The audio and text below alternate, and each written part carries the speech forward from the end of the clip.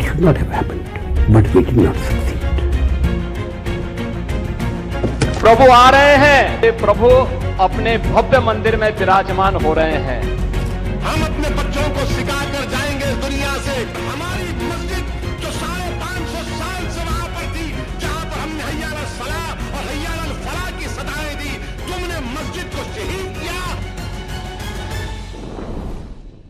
हिंदुस्तान की रियासत उत्तर प्रदेश का इलाका अयोध्या की तारीख निहायत ही कदीम और रूहानियत से जुड़ा है। हिंदू मत के सहीफ़ों के मुताबिक लाखों साल कबल अयोध्या नगरी को श्री रामचंद्र के आबाओ अजदाद में एक शख्स मनु ने आबाद किया था।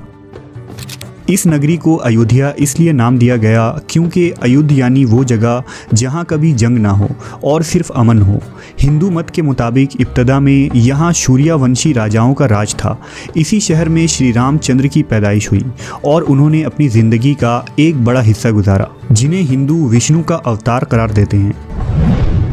लेकिन राम के वफ़ात के बाद अयोध्या शहर वीरान हो गया और फिर आपके बेटे कुश ने उस शहर को दोबारा आबाद किया।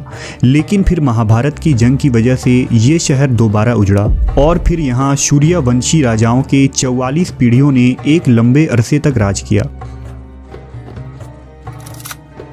वहीं इस्लाम में भी अयोध्या शहर निहायत ही अहमियत के हामिल है।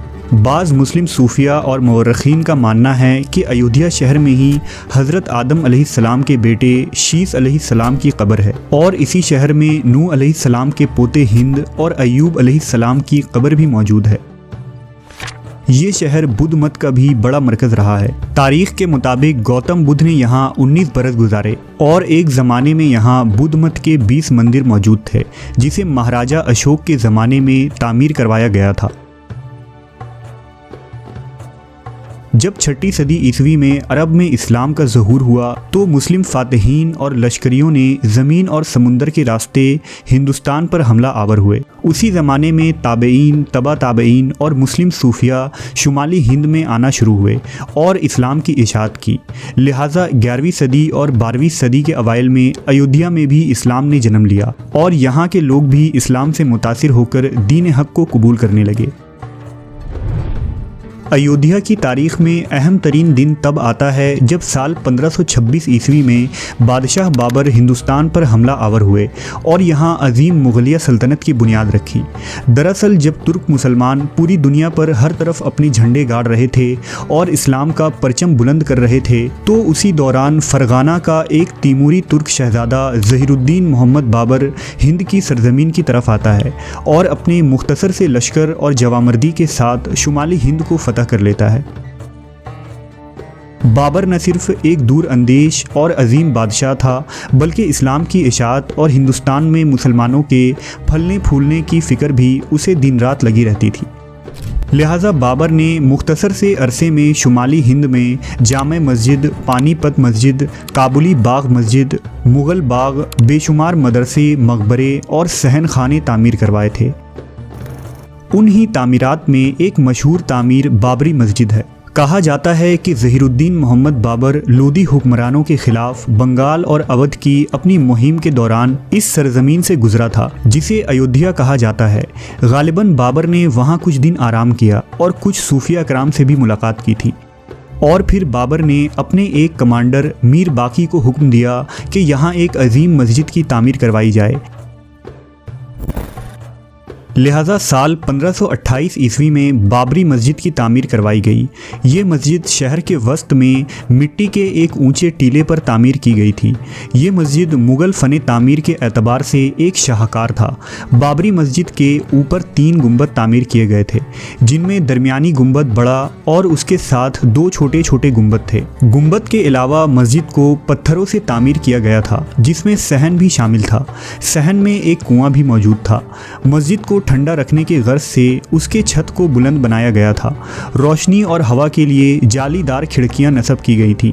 अंदरूनी तामीर में एक ख़ास बात यह थी कि महराब में खड़े शख्स की सरगोशी को मस्जिद के किसी भी अंदरूनी हिस्से में बाआसानी सुना जा सकता था। मुख्तसर ये कि बाबरी मस्जिद इस्लामी फ़न तामीर की एक मिसाल थी। बाबर के बाद भी 300 सालों तक इस शानदार मस्जिद में मुसलमान अजान देते रहे और नमाज अदा करते रहे। लेकिन कुछ इंतहा पसंद हिंदुओं का मानना था कि जिस मकाम पर बाबरी मस्जिद की तामीर की गई थी ठीक उसी जगह श्री राम की पैदाइश हुई थी, यानी ये राम जन्मभूमि थी जहां उनका एक मंदिर मौजूद हुआ करता था और जिसे जुल्म के जरिया ढाकर मुसलमानों ने मस्जिद बनाई थी। लेकिन ये बात सरासर झूठ पर मुबनी थी, क्योंकि अगर बाबर किसी मंदिर को मिसमार करके इबादत गाह की तामीर करता तो ऐसी किसी मस्जिद में उस दौर के उलमा और मुफ्तियान नमाज पढ़ने का कभी फतवा नहीं देते।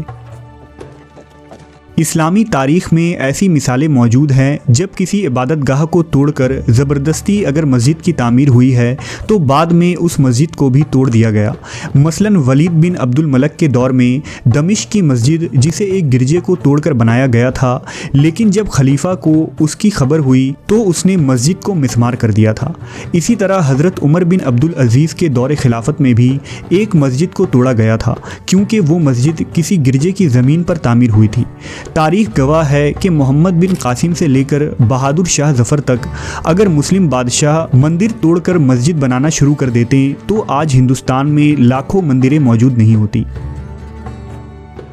लिहाजा प्रोफेसर राम शर्मा ने अपनी तसनीफ़ में मुग़ल एम्पायर ऑफ इंडिया और प्रोफेसर राम प्रसाद खोसला के मुग़ल किंगशिप में उन मवर्रखीन ने यह साफ लिखा है कि तारीख़ में ऐसी कोई शहादत नहीं मिलती है कि बाबर ने किसी मंदिर को गिराकर या किसी हिंदू को नुकसान पहुंचाकर वहां मस्जिद तामीर की थी।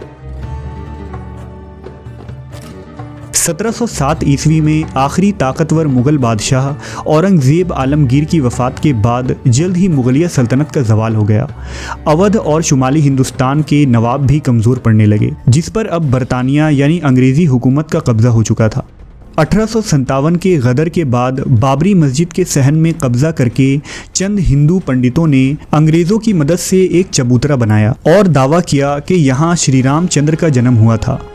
अब हिंदू पुरोहितों ने ये दावा करना शुरू कर दिया कि बाबरी मस्जिद की पूरी ज़मीन राम जन्मभूमि को तोड़कर बनाया गया है, लिहाजा ये हमारा मजहबी फरीज़ा है कि हम यहाँ दोबारा राम मंदिर की तामीर करवाएं। आज़ादी के बाद हालत ऐसी बदतर हो गई कि साल 1949 ईस्वी में हिंदू इंतहा पसंदों की जानिब से मस्जिद पर हमला किया गया और मस्जिद के अंदर राम और सीता के बुत रख दिए गए, जिसे उस वक्त के वज़ीर आज़म जवाहरलाल नेहरू के हुक्म के बावजूद हटाया ना जा सका। और आखिरकार 6 दिसंबर 1992 ईस्वी में हिंदू इंतहा पसंदों और मुख्तलिफ तंजीमों ने मिलकर बाबरी मस्जिद को शहीद कर दिया और खुलेआम कानून की धज्जियाँ उड़ाकर इंसाफ का गला घोटा गया। इसके बावजूद इंडियन सुप्रीम कोर्ट ने सिर्फ हिंदू अकायद के एहतराम की बुनियाद पर बाबरी मस्जिद को राम जन्मभूमि करार दे डाला। यूं एक सेक्युलर और आज़ाद मुल्क में गुंडागर्दी के ज़रिया मुसलमानों के जिस अजीम तारीख़ी विरासत को शहीद किया गया था, अब अदालत की मेहरबानी से ही इसे बाकायदा तौर पर एक मंदिर में तब्दील कर दिया गया है। बाबरी मस्जिद की शहादत को 32 साल गुजर चुके हैं, लेकिन मुसलमानों के दिलों में अब भी इसका ज़ख्म ताज़ा है। मस्जिद की शहादत कुर्रे अर्ज़ पर बसने वाले सारे मुसलमानों के जज्बात और एहतराम का खून है। मस्जिद की इमारत तो शहीद कर दी गई है, लेकिन मस्जिद के पाकीज़ा और मुक़द्दस सरज़मीन ज़बान हाल से आज भी नोहा किना खून के आंसू रो रहे हैं। जहाँ कभी लाशरीक माबूद के आगे सर झुकाया जाता था और माबूद बरहक की बंदगी बजा लाते हुए जो ईमान वालों की सजदा रेज़ों से मुनव्वर थी, वहाँ अब बुतों की परस्तिश होगी और मुशरिकाना रसूमात अदा होंगे। जाहिर है कि बाबरी मस्जिद की रूह बेचैन और मुस्तरिब है।